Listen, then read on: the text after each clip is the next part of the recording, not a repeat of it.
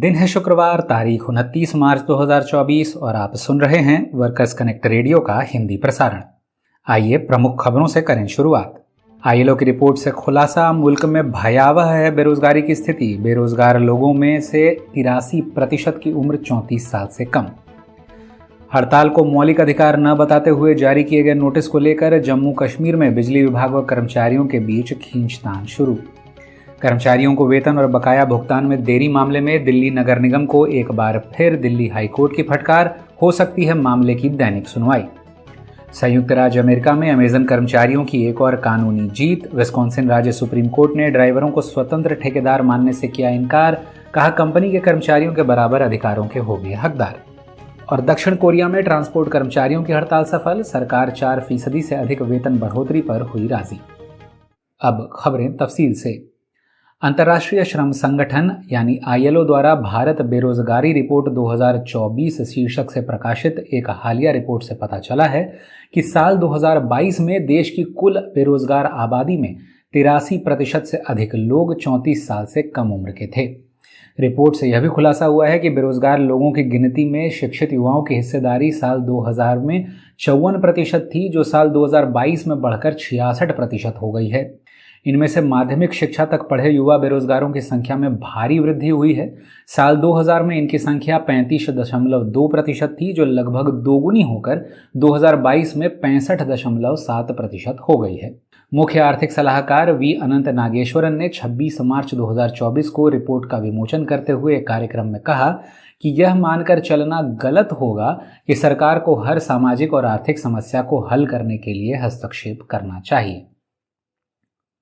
कर्मचारियों द्वारा हड़ताल का नोटिस दिए जाने के बाद बिजली विभाग द्वारा जारी एक परिपत्र को लेकर जम्मू कश्मीर में कर्मचारी और बिजली विभाग आमने सामने हैं।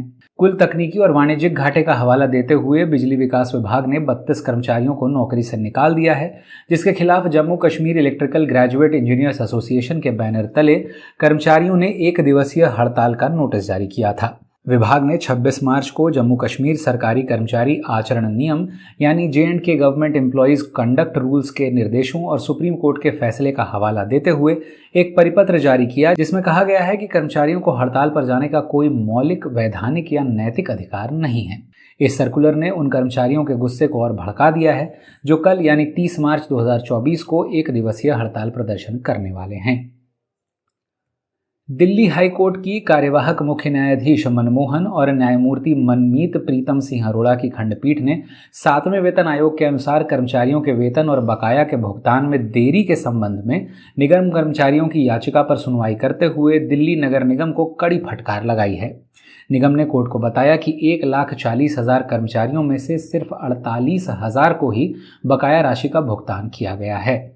इससे पहले 1 मार्च 2024 को सुनवाई के दौरान निगम ने अदालत को आश्वासन दिया था कि बकाया भुगतान के लिए प्रति माह 15 करोड़ रुपए की आवंटन करेगा, लेकिन इस संबंध में कोई ठोस कदम नहीं उठाए गए हैं। पीठ ने ढिलाई के लिए निगम की खिंचाई की और मौखिक टिप्पणी करते हुए कहा है कि निगम मूल रूप से काम न करने का आदी है और इसीलिए उसकी वित्तीय स्थिति इतनी खराब है। करते हैं अंतर्राष्ट्रीय खबरों का रुख। पहली खबर संयुक्त राज्य अमेरिका से है, जहां अमेजन के लिए सामान पहुंचाने वाले मजदूरों ने कंपनी के कर्मचारियों के रूप में मान्यता पाने के लिए एक और कानूनी जीत दर्ज कर ली है। विस्कॉन्सिन राज्य के सुप्रीम कोर्ट ने सर्वसम्मति से अपील अदालत के आदेश को बरकरार रखा, जिसमें कहा गया है कि अमेजॉन फ्लेक्स कार्यक्रम के तहत काम करने वाले ड्राइवर राज्य की बेरोजगारी बीमा प्रणाली का हिस्सा हैं और अगर उन्हें नौकरी से निकाला जाता है तो वे बेरोजगारी वेतन के हकदार हैं।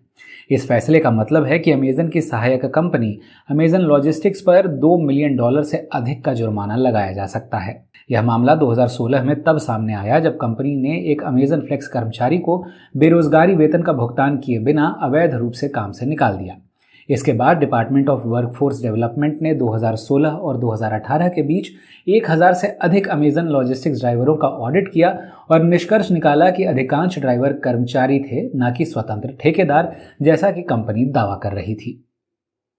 आखिरी खबर दक्षिण कोरिया की राजधानी सोल से, जहां परिवहन कर्मचारियों की 1 दिवसीय हड़ताल सफल रही है।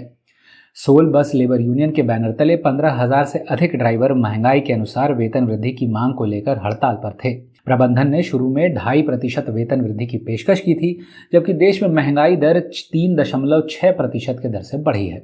हड़ताल के दौरान शहर में पंजीकृत 7,382 बसों में से 7,000 बसें सड़कों से नदारद रहीं, जिसके बाद प्रबंधन ने 4.8% वेतन वृद्धि पर सहमति जताई है। परिवहन कर्मचारियों की यह हड़ताल 12 वर्षों में सबसे अधिक समय तक चली हड़ताल है। इससे पहले साल 2012 में सोल बस चालकों द्वारा की गई कुछ ही घंटों की हड़ताल के सामने प्रबंधन ने घुटने टेक दिए थे। इस अंक में बस इतना ही। देश विदेश की ताज़ा तरीन खबरों के साथ अगले हफ्ते फिर होती है मुलाकात। तब तक के लिए दें इजाजत।